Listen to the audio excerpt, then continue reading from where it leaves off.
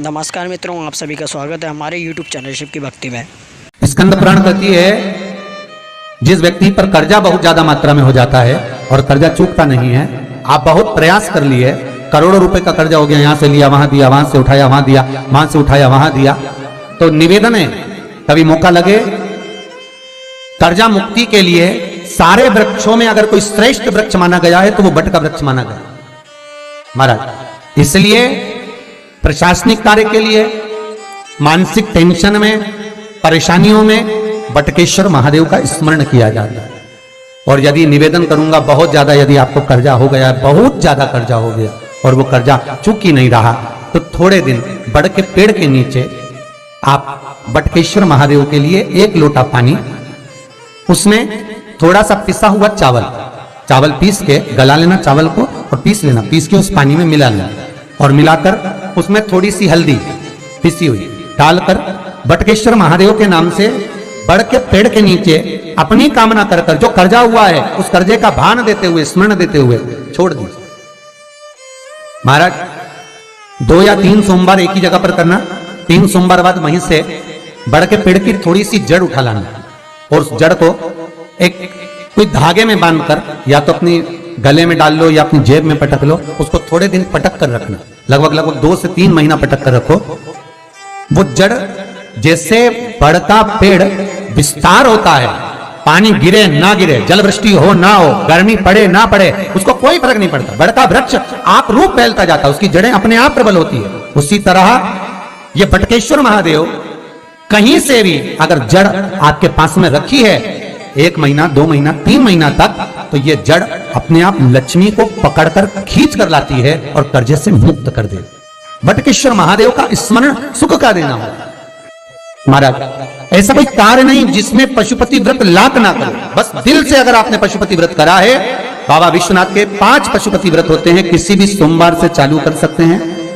बस करना क्या है, सुबह पूजन की थाली लगाकर लेकर जाना है, शंकर भगवान के शिवलिंग की पूजन करना है, मंदिर में अभिषेक पूजन करो, वो थाली वापिस लेकर आ जाओ, घर में रख दो। उसी थाली में शाम के समय प्रदोष काल में सूर्य डूब रहा हो, उसके कुछ ही समय के बाद आप आनंद में 6 दिए घर से लेकर जाओ, थोड़ा सा मीठा बनाकर लेकर जाओ और 5 दिए शंकर जी के मंदिर में लगाओ। पूजन करने के बाद में मीठे के 3 हिस्से कर दो, 2 हिस्से बाबा के मंदिर में अलग अलग रखिए, एक ही प्लेट में 2 हिस्से नहीं रखना है, दोनों हिस्सों को अलग अलग कटोरी में, अलग अलग दोने में, अलग अलग प्लेट में बाबा को रख दो और एक हिस्सा, एक दिया लेकर आ जाइए। घर के दरवाजे में प्रवेश करते समय राइट भाग में एक दिया घी का लगा दीजिए जो लेकर आए हो मंदिर से, उसको जला के नहीं लाना है, वहीं पर जलाना। दरवाजे के पास आराम से बैठो, दिया जलाओ और प्रसाद लेकर अपनी कामना कर कर घर के अंदर सीधा पांव रखकर अंदर चले जाओ। सवेरे फरियाल करो, शाम को भोजन करो। जब भोजन करो उस समय पर जो मीठे का आपने भोग लगाया था भोलेनाथ जी को, जिसका एक हिस्सा लेकर आए हो, सबसे पहले भोजन में वो हिस्सा खा। प्रसाद का जो हिस्सा लेकर आए हो उसमें से किसी को वो हिस्से में से प्रसाद नहीं देना, चाहे घर में बच्चे हो चाहे बड़े हो। आपको ज्यादा प्रसाद ले जाना तो अलग से ले जाओ, पर उस हिस्से में से किसी को प्रसाद ना दें। और वो प्रसाद पहले पाकर फिर आप भोजन प्रसादी ग्रहण करें। पर इसका नियम यह है कि प्रसाद जब आप लेकर आते हैं, आपको पहले भी कथा में कहा कि शंकर का प्रसाद रात भर नहीं रखा था। जितनी जल्दी आप प्रसाद का हिस्सा लेकर आए हैं, आधे घंटे के अंदर, पौन घंटे के अंदर आपको वो प्रसाद पाना है और भोजन करना ही है। ये नहीं कि सब आएंगे, इंतजार कर रहे हो, 10 बज गई, 11 बज गई, प्रसाद आपका इंतजार कर रहा है। जो प्रसाद है वो आपकी प्रतीक्षा कर रहा है, आपकी बाट जो रहा, आपका इंतजार कर रहा है। ये नहीं होना चाहिए महाराज। कितना सुंदर कहा है शास्त्रों में कि केवल एक देव अधिदेव महादेव कैसे होते हैं जिनका प्रसाद रात भर नहीं रखा था। वहां से लिया है प्रसाद, लाकर ताजा रहता है जब तक आप पाते हैं, फिर वो फ्रिज में रख देते हैं। फ्रिज में रखा किसी ने खाया नहीं खाया, जितने समय तक फ्रिज में प्रसाद रखा रहता है वो इंतजार करता है कि कोई मुझे प्रसाद भक्षण करे। प्रसाद का मतलब होता है प्रभु का साक्षात दर्शन। प्रसाद का मतलब ही यही है, प्रसाद, प्रभु का साक्षात दर्शन। वो रखा जब ज्यादा समय हो जाता है तो घर में वो कष्ट प्रदान करने लगता है।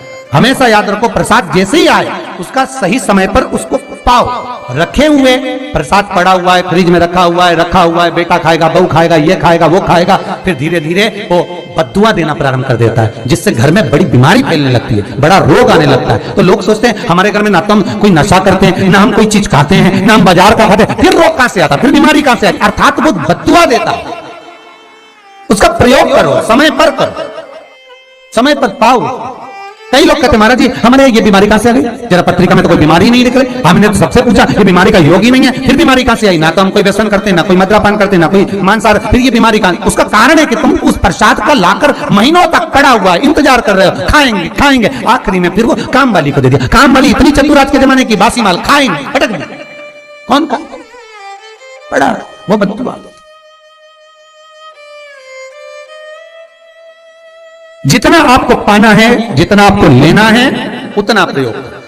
ज्यादा रखकर बहुत दिनों तक पड़ा है, थोर रखिए, मोहन थाल रखा है, लड्डू रखा है, पेड़ा रखा है, कुछ सामान रखा, नहीं नहीं भाई, जितना बने उतना लाओ, नहीं तो किसी को तुरंत बांट दो, समापन करो। पर अपने यहां पर बहुत दिन तक रखकर उसका बाबा स्वयं, मेरा श्री जी बाबा, मेरे तिरुपति बाबा, मेरा गोवर्धन नाथ, मेरा भोलेनाथ, उस प्रसाद के रूप में तुम्हारे घर में कितने दिन इंतजार करे कि मैं तेरे भीतर प्रवेश करूं, पर तू कराए नहीं, पड़ा है, रखा रहने दो, मन नहीं करता।